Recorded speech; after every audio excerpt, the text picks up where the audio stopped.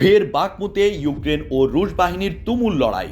ইউক্রেনের পূর্বাঞ্চলীয় শহর বাখমুত ও এর আশেপাশে তুমুল লড়াই চলছে বলে দাবি করেছে দেশটি।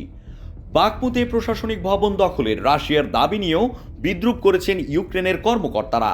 খনি ও শিল্প সমৃদ্ধ এই শহর নিয়ে চলমান যুদ্ধের সবচেয়ে রক্তক্ষয়ী লড়াইগুলোর একটি চলছে।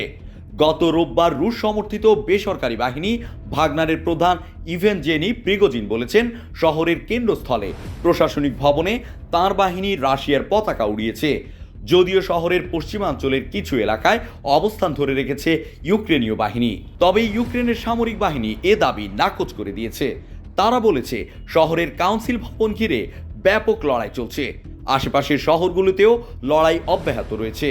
ইউক্রেনের পূর্বাঞ্চলীয় সামরিক কমান্ডের মুখপাত্র সেরহি চেরেভাতি রয়টার্সকে বলেছেন, বাখমুত ইউক্রেনের, তারা কিছুই দখল করতে পারেনি।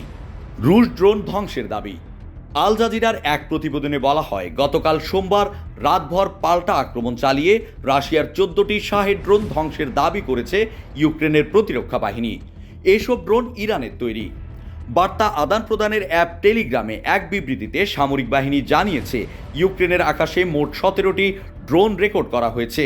ধারণা করা হচ্ছে এগুলো আজব সাগরের পূর্ব উপকূল থেকে ছোড়া হয়েছে। ইউক্রেনের সাউথ মিলিটারি কমান্ড বলেছে, ইউক্রেনের ওডেসা অঞ্চলে 13টি ড্রোন ধ্বংস করা হয়েছে, কিন্তু একটি ড্রোন ব্যবসা প্রতিষ্ঠানে আঘাত হানলে আগুন ধরে যায়।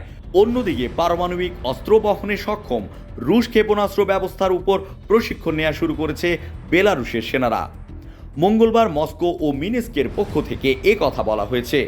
বেলারুশের ভূখণ্ডে কৌশলগত পারমাণবিক অস্ত্র মোতায়েনে রাশিয়ার প্রেসিডেন্ট ভ্লাদিমির পুতিনের সিদ্ধান্তের পর এই প্রশিক্ষণ শুরু হলো।